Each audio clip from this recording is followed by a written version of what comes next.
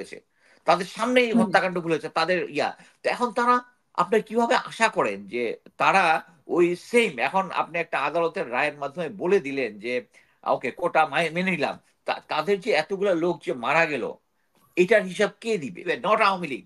এই সময় তারা প্ল্যান করে, আমার ধারণা হচ্ছে এটা it's a joint planning between Indian Bangladesh তারা করেছে যে এরকম একটা আন্দোলন, নাহলে দেখেন এই 2018 পরে এই আন্দোলনটা এখন সামনে আনার কোনো ছিল না, যে প্রতিটা অফিসার অফিসার সৈনিক, যারা সৈনিক বলতে পলিটিশিয়ান, এই সরকার এবং ইন্ডিয়ান ইন্ডিয়ান তারা মিলে প্রত্যেককে তাদেরকে প্রথমে তাদেরকে তাদের উইং এর নিচে নিয়ে আসে, তারপরে তাদেরকে বিভিন্ন অনৈতিক কাজ করতে দিয়ে ওটা ভিডিও রেকর্ড করে পরবর্তীতে টাইম মতো তাদেরকে দিয়ে এই জিনিসটা করায়। স্যার অলরেডি বললেন যে তার ইয়াতে লেখা হয়েছে সে ক্রস ফায়ারে মারা গেছে, ওয়ারেস শেখ হাসিনা নিজে বিবৃতি দিয়েছে অন টিভিতে যে তাকে গুলি করে মারা হয়েছে, এবং এটা নিয়ে উনি দেখেন কত একটা, নিজে একটা বলতেছে তার পুলিশ করতেছে আরেকটা। সো আপনি এখানে তারপরে আপনি এই যে কালকের ঘটনাটা, যে ডিবি অফিসে 6 জনকে ধরে নিয়ে আসছে বিভিন্ন জায়গা থেকে, এবং তাদের তো এটা কোর্টে প্রডিউস করা কথা, তারা বলছে তাদের নাকি নিরাপত্তার সমস্যা হয়েছে, নিরাপত্তা দেওয়ার জন্য এখানে আসছে।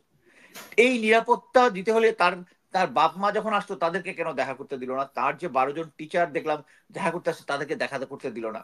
আচ্ছা, তারা যদি মানে তারা যদি একটা স্টেটমেন্ট দিতেই চায়, আপনি কোথাও শুনেছেন যে কোনো রাজনৈতিক দল ডিবি অফিসে বলছে ঘোষণা দিয়ে আমরা আন্দোলন মানে থামাই দিলাম? What's a kind of stupidity! This Harun is a block headed stupid. এরে একে সরকার, এই যে আমরা দেখেছি সে যখন খুব জুনিয়র অফিসার ছিল, সে জয়নাল আবেদিন ফারুককে রাস্তাঘাটে পিটিয়েছিল, ধীরে ধীরে তাকে এরকম একটা পজিশনে নিয়ে আসছে, তাকে অনিয়মের ভিতর দিয়ে তাকে ওই কনফিডেন্সটা দিয়েছে যে তার সে কোনো কিছু করলেই হবে না। এবং আজকে আমি কিছু নোংরা ভিডিও দেখেছি, এগুলো হচ্ছে স্টুপিড সিক পিপল, এদেরকে নিয়ে শেখ হাসিনা এনে এনে গুরুত্বপূর্ণ পজিশনে বসাইছে। একটা জিনিস আপনি খেয়াল করেন যে তাদেরকে এখানে এনে যে ইয়াটা পড়াইছে, এই যে স্যাররা যেটা বললো যে একটা আস্থার জায়গা, মনে করেন যে ওরা হার্ট হয়েছে কি জন্য? ওরা প্রথমে কি তাদের আন্দোলন কি ছিল?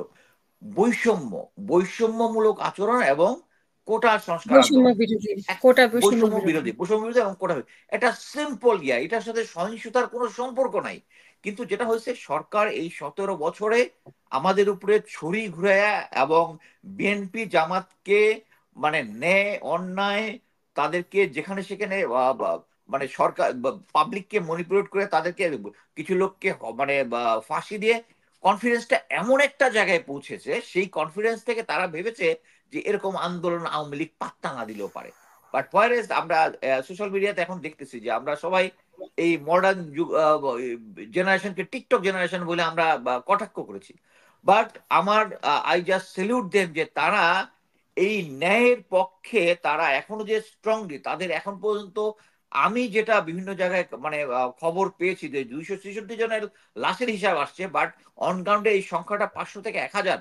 আমি জানি না, এত হিউজ ইনফরমেশন আমি পেয়েছি, কোনটা বিশ্বাস করবো কোনটা বিশ্বাস করবো না সেটা। সো আর তাদের সামনে সামনে এই জিনিসগুলো হয়েছে, তাদের সামনে এই হত্যাকাণ্ডগুলো হয়েছে, তাদের তো এখন তারা, আপনি কিভাবে আশা করেন যে তারা ওই সেম, এখন আপনি একটা আদালতের রায়ের মাধ্যমে বলে দিলেন যে ওকে কোটা মেনে নিলাম, তাদের যে এতগুলো লোক যে মারা গেল এটার হিসাব কে দিবে? মনে করেন আমি কালকে বদরুদ্দিন ওমরের একটা দেখতেছিলাম, যে উনি বলেছেন যে 52 পরে এত বড় আন্দোলন আর কখনো হয় নাই। ইটস ফ্যাক্ট, আমরা আমরা নিজের চোখে এই জিনিসটা দেখতেছি। কিন্তু আওয়ামী লীগের বয়ানটা এটার জন্য কি? এখনো এটা নাকি বিএনপি জামাত করতেছে। অলরেডি ইনভেস্টিগেশনে বেরিয়ে আসছে যে মেট্রো রেলের মধ্যে অ্যাটাকটা করেছে হচ্ছে আওয়ামী লীগের লোকজন। 4 লক্ষ টাকার একটা হয়েছে, মিরর এশিয়াতে দেখলাম। বা আমাদের বিটিভি ভবনে একটা কি পয়েন্ট ইনস্টলেশন, এই কি পয়েন্ট ইনস্টলেশনে আমার জানা মতে, আমি ওখানে ভিজিট করেছি, 10 থেকে 12 জনের একটা ফিক্সড পুলিশের পোস্ট আছে। আচ্ছা, যখন এই দুষ্কৃতিকারী, তাদের মধ্যে দুষ্কৃতি যখন অ্যাটাক করেছিল, কোনো পুলিশ কি মারা গেছে ওদের আক্রমণে? বা তারা কি কোনো ফায়ার করেছে? আমরা দেখেছি 1 থেকে 1.5 ঘন্টা ওখানে তাণ্ডব চালিয়েছে। রিনফোর্সমেন্ট কোথায় ছিল পুলিশের? আর এদিকে আপনারা শয়ে শয়ে লোকজন ছাত্রকে রাস্তায় মেরে ফেললেন, অথচ ওটা করতে পারেন। এটার কারণটা হচ্ছে আওয়ামী লীগ এই বয়ানটা তৈরি করেছে যে এই সন্ত্রাসী গ্রুপ তারা সরকারের কি বলে এই জানমালের ক্ষতি করতেছে, এই জন্য তাদের উপরে এই শক্তিটা বৃদ্ধি করতে। এই জন্যই কিন্তু তারা শয়ে শয়ে রাস্তাঘাটে এদেরকে মেরে ফেলার হুকুম দিয়েছে এবং মেরে ফেলতেছে। বাট হোয়ার দেখেন, আমি আরেকটা জিনিস প্রেডিক্ট করি। আমরা সবাই জানতাম যে এই আগামী মাসে ভারতকে আমরা করিডোর দিচ্ছি ইয়ার জন্য, ট্রেনের জন্য।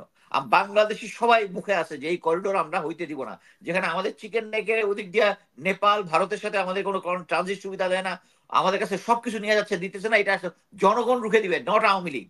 এই সময় তারা প্ল্যান করে, আমার ধারণা হচ্ছে এটা it's a joint planning between India and Bangladesh তারা করেছে যে এরকম একটা আন্দোলন। নাহলে দেখেন এই 2018 পরে এই আন্দোলনটা এখন সামনে আনার কোনো ইয়া ছিল না। তারা সামনে এই সময়ই এনেছে জাস্ট লোকজনকে ডাইভার্ট করার জন্য। এই জিনিসটা যখন আসছে তখন তারা ভেবেছে যে তারা এটা কন্ট্রোল করতে পারবে। কিন্তু আমাদের যে সন্তানরা আছে, আমার ছেলেরা অ্যাকচুয়ালি যারা ইয়া করতেছে তারাই এখন, আমি এখন বিদেশে আছি বাট আমার ছেলেদের ফ্রেন্ডরাই এখন এই আনন্দ করতেছে যে তারা এমন ভাবে সংঘবদ্ধ হয়েছে যে এখন এখন এমন একটা জায়গায় নিয়ে গেছে। এতে সরকার এই শেখ হাসিনার পতন ছাড়া আর কোনো কোনো হিসাব কিতাব কোনো কিছু মিলবে না। কারণ আমি যার কাছে বিচার চাবো সে অলরেডি প্রমাণ করেছে যে কোনোভাবেই তার কাছে বিচার চাওয়া যাবে না। তারা কোনো এই যে আস্থার জায়গাটা তো কোনো কিছু নাই। তারা আবু সাইদের কেসটাকে বলতেছে হচ্ছে ক্রস ফায়ারে মারা গেছে। তারপরে এখন পর্যন্ত এতজন লোক মারা যাওয়ার পরেও তারা স্টিল এখন পর্যন্ত দমন পীড়ন চালায় যাচ্ছে। এখন পর্যন্ত এক চুল তারা নড়তেছে না। তারা ভাবতেছে আজকে কালকে কোনো এক সময় ইয়ে হয়ে যাবে। বাট আমি কালকে দুপুর 2টার সময় একটা নিউজ পেলাম, আমার ফ্রেন্ড জানালো যে 5 থেকে 6টা এপিসি ক্যান্টনমেন্টে ব্যাক করেছে, তারা অলরেডি গিয়েছে। তখন একটু খোঁজখবর নিলাম, পরবর্তীতে আমি একটু খোঁজখবর নিলাম।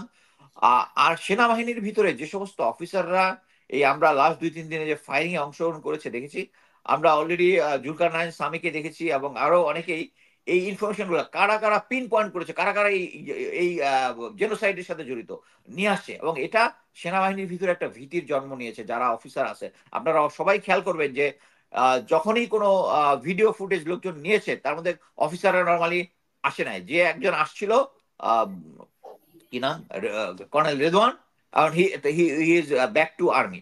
এবং আর্মির ভিতরে এই জিনিসটা, যদিও আমি এটা নিয়ে মানে অ্যাকচুয়ালি লোকজন আর্মির ইয়ে নিয়ে তো কেউ সন্তুষ্ট না আসলে, মানুষ, সাধারণ মানুষ সন্তুষ্ট হওয়ার কোনো কারণ নাই। কিন্তু একটা জিনিস বুঝতে হবে যে আর্মির যে কমান্ড স্ট্রাকচার এই গত 17 বছরে কমান্ড স্ট্রাকচারটা এমন ভাবে করেছে, আগে মনে করেন যে সমস্ত অফিসাররা মানে মেজর থেকে লেফটেন্যান্ট কর্নেল হওয়ার কোনো সুযোগ ছিল না, তার চারিত্রিক সমস্যা, চারিত্রিক অনৈতিক আচরণ অ্যান্ড ব্লা ব্লা ব্লা। আমি গোয়েন্দা সংস্থায় দীর্ঘদিন ছিলাম, আমি বিষয়টা জানি। এখন এই আওয়ামী লীগ সরকার যে সমস্ত অফিসার এরকম ক্রাইসিসের মধ্যে আছে, যে সমস্ত ক্রাইসিস আছে তাদেরকে প্রমোট করে উপরে নিয়ে আসতেছে। এবং তাদেরকে এই যে আমি যেটা বললাম যে এখন আপনি ডিবি হারুনের একটা ভিডিও ঘুরতেছে কি জন্য, তাকে হেনস্থা করার জন্য। কারণটা কি? কারণটা হচ্ছে প্রতিটা অফিসার সৈনিক, যারা সৈনিক বলতে পলিটিশিয়ান, এই সরকার এবং ইন্ডিয়ান তারা মিলে প্রত্যেককে তাদেরকে প্রথমে তাদের উইং এর নিচে নিয়ে আসে, তারপরে তাদেরকে বিভিন্ন অনৈতিক কাজ করতে দিয়ে ওটা ভিডিও রেকর্ড করে পরবর্তীতে টাইম মতো তাদেরকে দিয়ে এই জিনিসটা করায়। আমার 3 বন্ধু এক সময় ভারতে প্রশিক্ষণে গেছে। আমি 3জনকে জিজ্ঞেস করছি যে প্রত্যেকে যে তাদেরকে ইন্ডিয়া কোন গোয়েন্দা সংস্থা অ্যাপ্রোচ করেছে, 2জন আমার কাছে স্বীকার করেছে, একজন আমার কাছে স্বীকার করে কিন্তু তার গলার টোনেই বোঝা গেছে সে স্বীকার করে। 100% লোককে ওখানে গেলেই 100% লোককে তারা তাদের এজেন্ট বাড়াইতে চায়। হ্যাঁ, মনে করেন যে আপনার ফ্যামিলি একটা সমস্যা আছে, চিকিৎসার জন্য যাবেন, তারা প্রথমে এমন একটা সিস্টেম করবে যাতে আপনি বর্ডারে গিয়ে স্টাক হয়ে যান। তারপরে ডিএ কে আপনি ফোন করবেন, স্যার এখানে তো স্টাক হয়েছে, তারপর দেখা যাবে আপনার জন্য গাড়ি নেওয়া প্রস্তুত। মানে এরকম বিভিন্ন টেকনোলজি করে। দেখুন ইন্ডিয়া এমন একটা জাতি, তাদের স্যানিটেশনের জন্য তাদের লোকজন 30% এখন রাস্তায় মানে প্রাতকার্য শেষ করে। আর হোয়ারেস তাদের এই রয়ের বাজেট হচ্ছে 145 বিলিয়ন পার ইয়ার।